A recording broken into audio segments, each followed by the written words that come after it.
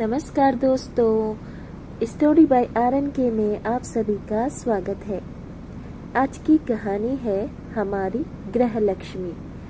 दुनिया ढूंढ ली, नहीं मिला सुकून का ठिकाना। घर ही है सबसे अच्छा आशियाना। सारे शहर भटक कर अब है ठाना। सारा समय घर वालों के साथ है बिताना। सुंदर लाइनों के साथ कहानी शुरू करते हैं। दोपहर के समय अपने सास ससुर को खाना खिलाकर प्रिया जैसे ही रसोई घर में बर्तन रखने जा रही थी कि पीछे से कैलाश जी की आवाज आई। वाह प्रिया बेटा, खाना तो तुमने आज बहुत बढ़िया बनाया है। पेट के साथ साथ मन की भी संतुष्टि हो गई है। इतना बढ़िया खाना खाने के बाद अगर तुम मुझे एक बेसन का लड्डू भी दे दोगी जो तुमने कल बनाया था तो मजा ही आ जाता।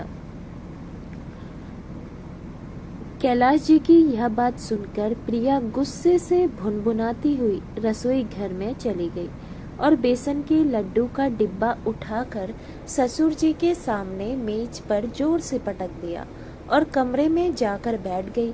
न जाने क्या समझ रखा है मुझे इन लोगों ने। मैं तो बस इन लोगों के लिए एक नौकरानी बनकर रह गई हूँ। आखिर मैं भी तो एक इंसान हूँ ना। ऐसा सोचते हुए प्रिया को अपनी सहेली की सारी बातें याद आने लगती हैं। दरअसल आज सुबह ही उसकी सहेली छाया उसे मिलने आई थी। छाया अपने ससुराल से अलग हो चुकी थी, यहाँ तक कि अपने पति से भी झगड़ा करके वह उससे भी अलग रह रही थी और एक बहुत बड़ी मल्टीनेशनल कंपनी में काम कर रही थी। उसके हिसाब से वह एक बहुत परफेक्ट जिंदगी जी रही थी। जिस समय छाया प्रिया से मिलने आई थी तो करीब 11 बज रहे थे और प्रिया सबके लिए रसोई घर में चाय नाश्ता बना रही थी। वह भाग भाग कर सबको बड़े प्यार से नाश्ता करवा रही थी। अपनी सहेली के साथ कुछ वक्त बिताने के लिए उसने जल्दी से रसोई घर का सारा काम किया और फिर चाय नाश्ता लेकर अपनी सहेली के पास आकर बैठ गई। और बता छाया, तेरी नौकरी कैसी चल रही है? सब ठीक तो है ना? तभी छाया मुंह बनाते हुए बोली, अरे मेरा तो मैं बाद में बताऊंगी, लेकिन तेरे साथ जो कुछ हो रहा है वह अच्छा नहीं हो रहा है। सहेली की बात सुनते ही प्रिया उलझन में पड़ गई। मैं कुछ समझी नहीं। क्या कहा? साफ साफ बता तो, तू क्या कहना चाहती है? अरे प्रिया, तू बड़ी भोली है, अच्छे घर से आई है, पढ़ी लिखी है, तो अपने ससुराल वालों की नौकरानी बनने की तुझे क्या जरूरत आन पड़ी? प्रिया उसे हैरानी से देखते हुए बोली, अरे छाया, तू कैसी बातें कर रही है? मैं भला अपने ससुराल में नौकरानी कब से हो गई? यह तो मेरा अपना परिवार है। इतना प्यार करने वाला पति मिला है मुझे और मेरे सास ससुर तो मुझसे इतना प्यार करते हैं जितना कोई अपनी बेटी से भी नहीं करता होगा। इस घर में मुझे लक्ष्मी का दर्जा दिया जाता है, तभी तो मैं भी अपने ससुराल वालों से इतना प्यार करती हूँ। फिर छाया मुंह बनाते हुए बोली, हाँ बस तुझे ग्रह लक्ष्मी कहकर ही इन लोगों ने बेवकूफ बना रखा है। अपनी उंगलियों पर नचा रहे हैं और तुझे लगता है कि तेरी इस घर में बहुत ज्यादा अहमियत है। अरे तू इन लोगों के लिए केवल एक नौकरानी है। कभी अपने बारे में सोचा है? तूने सुबह से लेकर रात तक चक्कर गिन्नी बनी है, इन लोगों के लिए काम करती रहती है। तेरी अपनी भी कोई लाइफ है कि नहीं? प्यार की आड़ में सब लोग तुझे बस अपना काम निकलवा रहे हैं। अगर तू अभी नहीं समझी तो बाद में तुझे पछताना पड़ेगा। बता दे इन लोगों को कि तू आज के जमाने की पढ़ी लिखी लड़की है। इन लोगों की काम वाली बाई नहीं है जो दिन भर सबका ख्याल रखती फिरे। कभी तो अपने लिए भी समय निकाल कर बाहर की दुनिया देख, शॉपिंग करने जा, नए स्टाइल के कपड़े पहन, अपनी सहेलियों के साथ कुछ समय बिता। मुझे देख, मैं आज के ज़माने की कॉन्फिडेंट महिला हूँ। ससुराल वालों ने दबाना चाहा तो उन्हें दरकिनार करके अपनी अलग जिंदगी बसा ली। मेरा पति मुझे अपने हिसाब से चलाना चाहता था तो मैं उससे भी अपने सारे रिश्ते तोड़ चुकी हूँ। आज मैं अपने हिसाब से जी रही हूँ, लेकिन संतुष्ट हूँ। इसीलिए तुझे समझा रही हूँ कि इन लोगों के प्यार के झूठे झांसे में आकर अपनी जिंदगी को बर्बाद मत कर। समझी कि नहीं? सहेली की इन बातों को सुनकर प्रिया सोचने पर मजबूर हो गई, लेकिन फिर बोली, अरे छाया, यह सब तू छोड़। तू भी कौन सी बातें लेकर बैठ गई है? इतने दिनों के बाद मिले हैं, कुछ हंसी मजाक की बातें करते हैं। उस समय तो प्रिया ने छाया की बातों को नजरअंदाज कर दिया, लेकिन उसका एक एक शब्द उसके दिलो दिमाग में बैठ चुका था। छाया की बातें सुनने के बाद उसे सच में ऐसा लगने लगा कि ससुराल वाले कहीं उसका इस्तेमाल तो नहीं कर रहे हैं और उसकी नज़रों में उसकी अहमियत सिर्फ एक काम वाली बाई जैसी है। थोड़ी देर में उसकी सहेली बोली, अच्छा ठीक है प्रिया, अब मैं चलती हूँ। कुछ दिन हो गए थे ब्यूटी पार्लर भी नहीं गई थी। वह क्या है ना, मैं अपना पूरा ख्याल रखती हूँ। कटाक्ष करती हुई छाया हंसकर अपना बैग उठाकर चली गई और जाते जाते बोली, प्रिया, चाहे तुझे मेरी बातों का कुछ बुरा लगे, लेकिन इस विषय पर एक बार सोचना जरूर।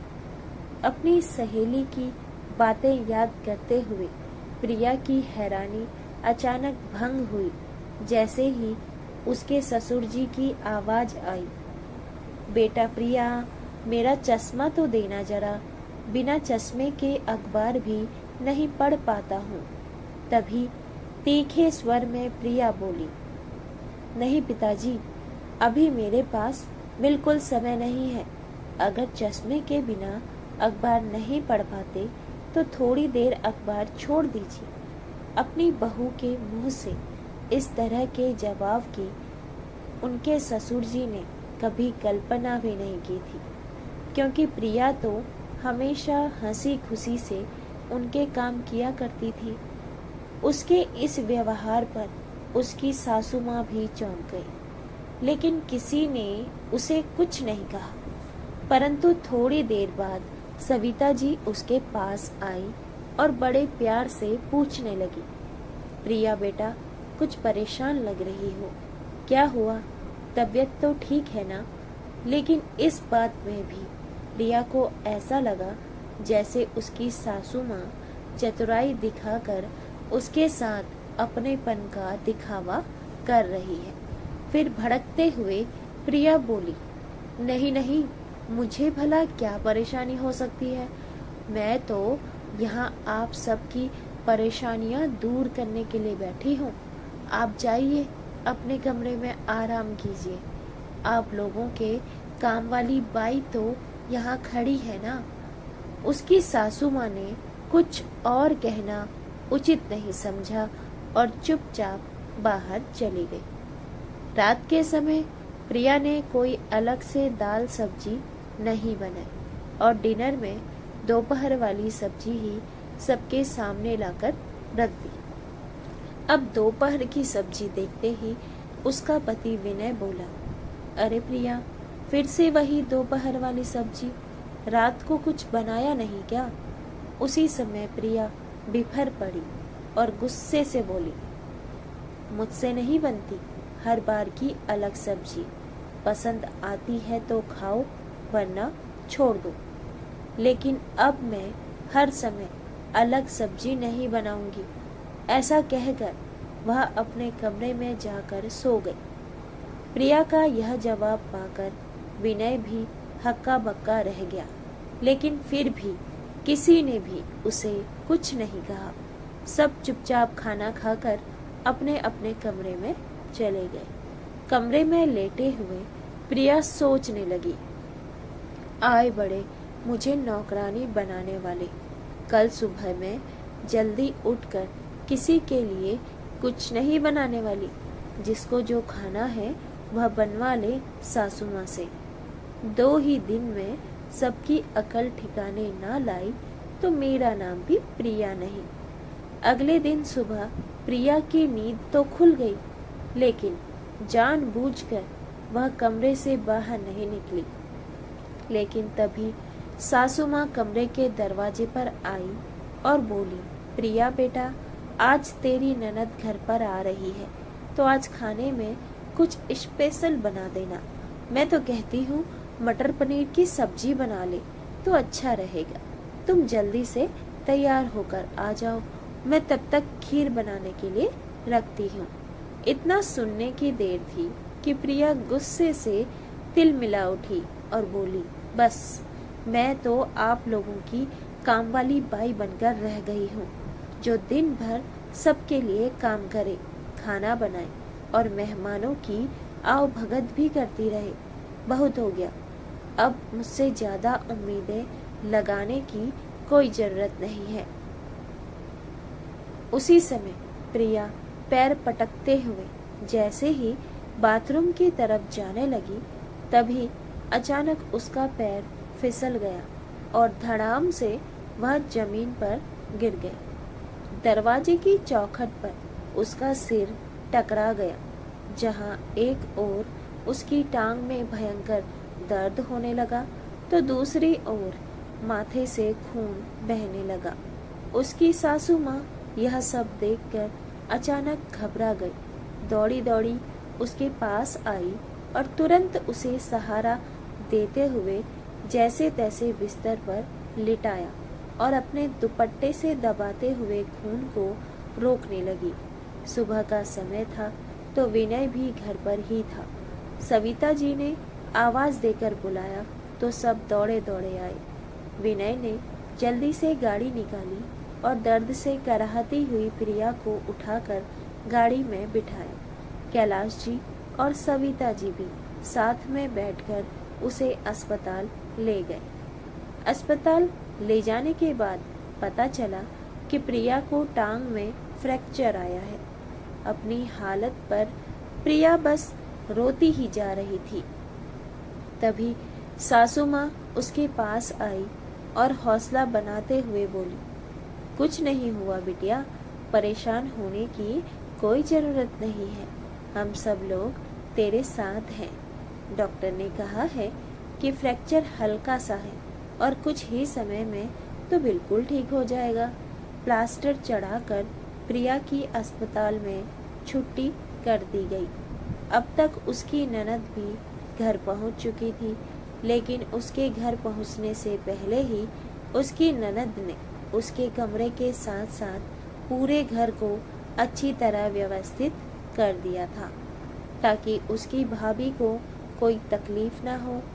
जब प्रिया घर पर पहुंची तो व्हील चेयर पर थी। विनय और उसकी माँ ने उसे सहारा देते हुए बिस्तर पर लिटाया। घर पहुंचकर प्रिया ने देखा कि उसकी ननद ने पूरा घर सुव्यवस्थित किया हुआ था। जहां एक ओर उसकी सासू माँ उसकी सेवा सुविधा का ख्याल रखते हुए उसकी दवाई का भी ध्यान रख रही थी, तो दूसरी ओर उसके ससुर जी उसको खिलाने के लिए फल काटने लगे। भाभी का हालचाल पूछकर ननद अपनी माँ से बोली, माँ आप बस भाभी का ध्यान रखिए, उन्हें कोई परेशानी नहीं होनी चाहिए। घर के काम की आप चिंता मत करो, सारा काम मैं देख लूंगी। अपने परिवार का इतना स्नेह पाकर प्रिया मन ही मन आत्मग्लानि महसूस कर रही थी। उसे अपनी गलती का एहसास हो रहा था कि वह अपनी सहेली के बहकावे में आकर अपने परिवार वालों के साथ ऐसा दुर्व्यवहार करने चली थी। आज भले ही उसे शारीरिक परेशानी हो रही थी, लेकिन मन में एक संतुष्टि थी, क्योंकि उसे समझ आ गया था कि उसकी इस घर में क्या अहमियत है। वह एक नौकरानी नहीं, बल्कि सच में उन लोगों के लिए गृह लक्ष्मी है, जिस पर ससुराल वाले हुक्म नहीं चलाते, बल्कि अपनापन जताते हैं। उस पर इतना विश्वास रखते हैं कि घर की सारी बागडोर उसके हाथ में दे रखी थी। आज उसने तय कर लिया था कि आज के बाद किसी के बहकावे में आकर अपने स्वर्ग जैसे घर को तोड़ने का सोचेगी भी नहीं। यह सब विचार करते हुए प्रिया की नज़र अपने ससुर जी पर गई, जो उसके लिए खाने की थाली लेकर आ रहे थे। उम्र होते हुए भी वह अपनी बहू की सुविधा का पूरा ख्याल रख रहे थे। फिर सासू माँ उसके पास बैठी हुई बोली, भगवान का शुक्र है, मेरी बहू बिल्कुल ठीक है। इसको हंसते हुए मुस्कुराते हुए देखा तो अब मेरे मन को शांति मिली है। फिर उसकी ननद आई और बोली, अच्छा माँ, मैं सबके लिए चाय बनाकर ले आती हूँ। ऐसी बात सुनते ही उसके ससुर जी बच्चों की तरह चहकते हुए बोले, यह बात तो तूने बिल्कुल सही कही बेटी, चाय पीने का बहुत दिल कर रहा था। उसी समय प्रिया हंसते हुए बोली, और बेसन के लड्डू बाहर डिब्बे में ही रखे हैं, वह खाना मत भूलिएगा। तभी सविता जी हंसते हुए कहने लगी, हाँ बहू, तेरे ससुर जी को तो बस खाने की ही सूझती है। उनकी इस बात पर सब ठहाका लगाकर हंस पड़े। थोड़ी देर बाद उसकी सहेली छाया का फोन आया। तभी प्रिया ने कहा, कहो छाया, कैसे फोन किया? उधर से छाया की आवाज आई, अरे यार क्या बताऊं, 2 दिन से बुखार में पड़ी हूँ। बदन इतना दर्द हो रहा है कि हाल बेहाल है, और घर में कोई है ही नहीं जो मेरा ख्याल रख सके। तू बता, तेरे घर में सब कैसा चल रहा है? तूने अपने ससुराल वालों की अकल ठिकाने लगाई या नहीं? उसी समय प्रिया गुस्से से भर उठी, लेकिन फिर भी स्वयं को संभालते हुए बोली, मैं तो यहाँ बिल्कुल ठीक हूँ, बहुत खुश हूँ। वैसे एक बात बताऊँ, चोट तो मुझे भी लगी है, बल्कि मुझे तो टांग की हड्डी में फ्रैक्चर आया है, लेकिन वह क्या है ना, मेरे साथ मेरे पूरा परिवार है। मैं तुम्हारी तरह अकेली तो हूँ नहीं। मेरे ससुराल वाले मेरा भरपूर ध्यान रख रहे हैं, पर अब तो मैंने ठान लिया है कि किसी के बहकावे में मैं बिल्कुल नहीं आऊँगी।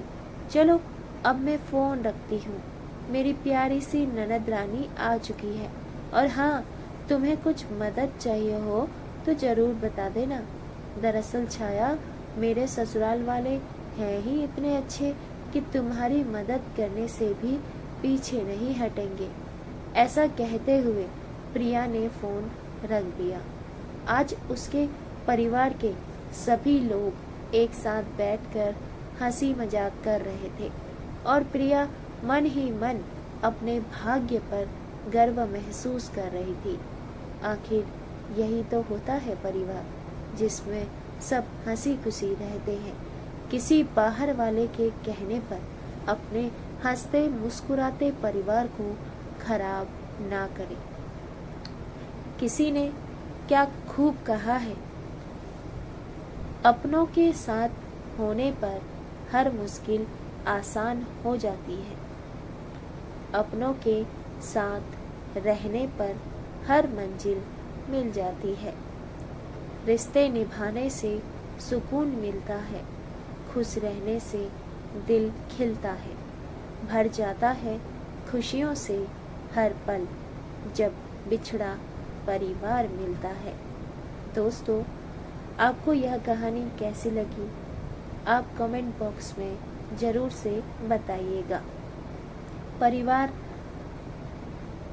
एक ऐसा वरदान है जिसमें माता पिता, भाई बहन सब मिलकर साथ साथ रहते हैं।